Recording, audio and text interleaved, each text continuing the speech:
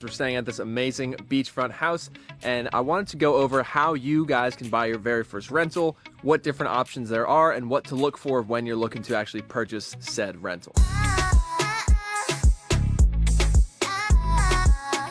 Okay, so when it comes to owning a rental property, one of the most important things we need to consider is financing. How are we actually going to purchase the property? When looking at that, there's three main options. There's conventional loans, there's DSCR loans, and then there's owner financing. We're gonna break down each one of those three so you guys can then figure out and pick which one makes the most sense for you given your current situation. With that, let's start with conventional.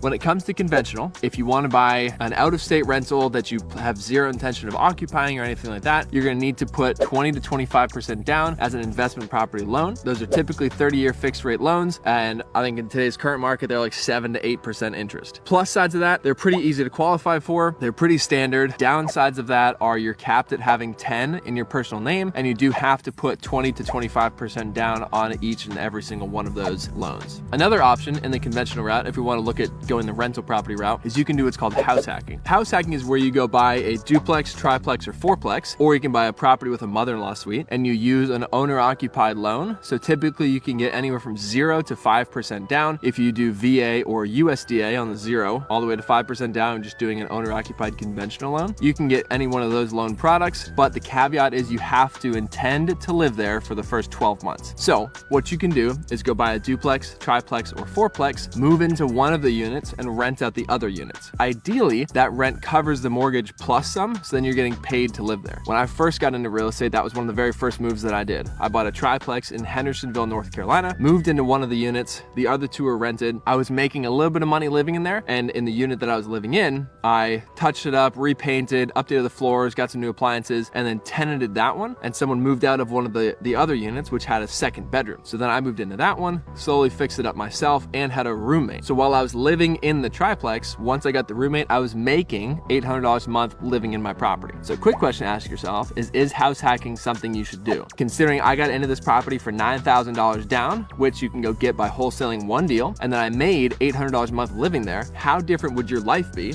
if you didn't have rent and instead you had an extra stream of income, plus the property's being paid down, it's probably gonna appreciate over time, and overall, you're now a real estate investor.